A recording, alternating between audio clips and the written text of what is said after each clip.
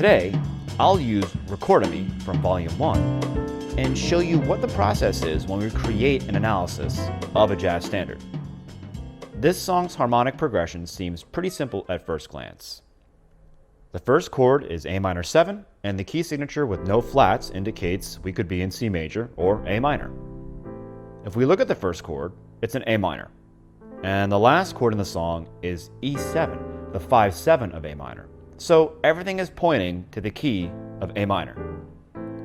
So let's set the map up to the key of A minor and add the 1 minor. The first thing to notice is that the 1 minor is paired with the melodic minor scale by default. Remember, in jazz, the best scale to use over a 1 minor is the melodic minor. You get the natural 6th and natural 7th, which are great notes to use on a 1 minor. So here's an A minor major 7, and here's A minor 6. Both are great chords to set the listener's ears to the minor key. But look closer at the chord symbol and the melody. It says A minor 7, and the melody lands on F sharp, both pointing at an A minor Dorian scale. Then we must choose the correct chord scale for this chord, and luckily for us, Mapping Tonal Harmony offers a Dorian scale on a 1 minor. Now the next chord is C minor 7, which clearly doesn't belong in the key of A minor. It is true it could be the sub 2 of 5 right here, but this chord should eventually target the 5-7, which is not what's happening here. This C minor 7 is functioning as the 2 of B flat. In fact, we can see a 2-5-1 in the key of B flat, C minor 7, F7, and B flat major 7. This could only be a direct modulation, probably to the key of B flat. So let's see what happens if we do that.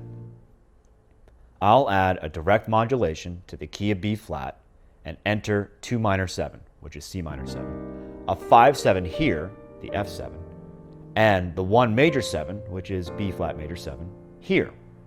So far, so good. Now the chord still makes sense in the key of B flat, a 2-5 of the flat 7, borrowed from the minor and resolving as expected to the flat 7 major 7. This is a very common move, turning the 1 major 7 into a minor chord, which becomes the 2 of the flat 7, as you can see indicated by this headless arrow that Mapping Tonal Harmony is showing here. Now the same trick will take us to the flat 6. See? The flat 7 major 7 turns into a minor 7th, making it the 2 of flat 6. So this is a simple 2-5 of flat 6. A flat minor 7 to D flat 7 to G flat major 7. The flat 6 in the key of B flat. And now a 2-5 of 5, also very standard. Except this F major 7 should be an F7 if we're staying in B flat, since the 5 is a dominant chord. So this must be a modulation to F, which is also very common, modulating to the key of the 5. So we can insert the G minor 7 as the 2 of 5 in the key of B flat. The C7 is the 5-7 of 5 in the key of B flat, and then it is used as a pivot chord, turning into the 5-7 of the new key. So let's change to the key of F on the C7. And there it is. The C7 is now a pivot chord.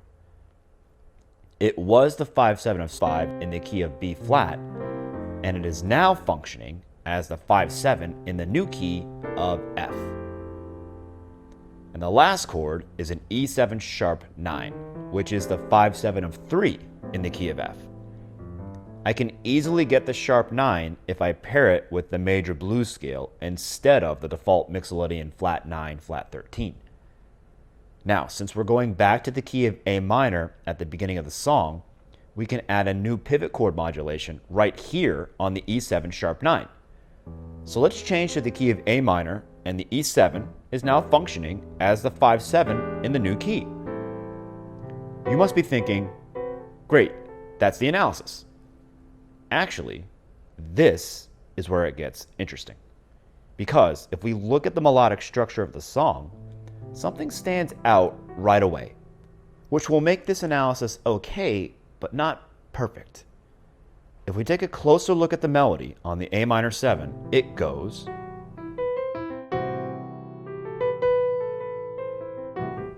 And on the C minor 7, it sounds like this.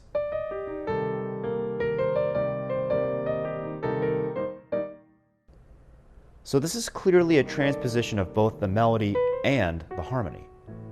Look, the first note is the natural 13, an F sharp in A minor 7, and an A natural on the C minor 7, which implies Dorian for both chords.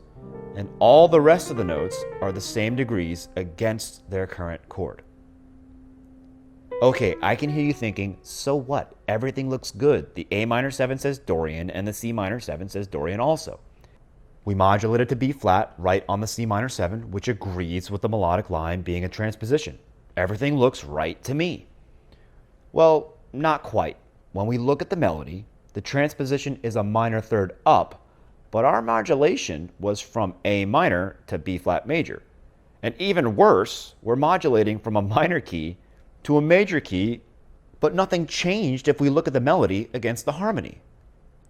But the worst problem is that the A minor 7 is playing the role of the tonic here, and the C minor 7 is playing the role of the 2 minor 7. This is a red flag that we absolutely cannot ignore.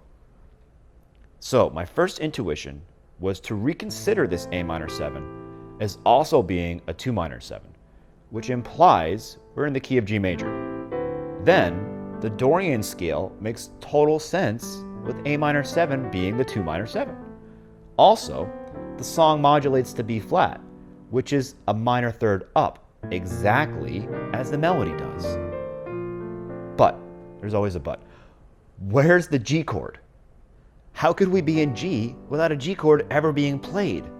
Not to mention, there's no D7 from the dominant region. How can we be in the key of G major without ever playing a chord in the tonic region or the dominant region? Well, we can't.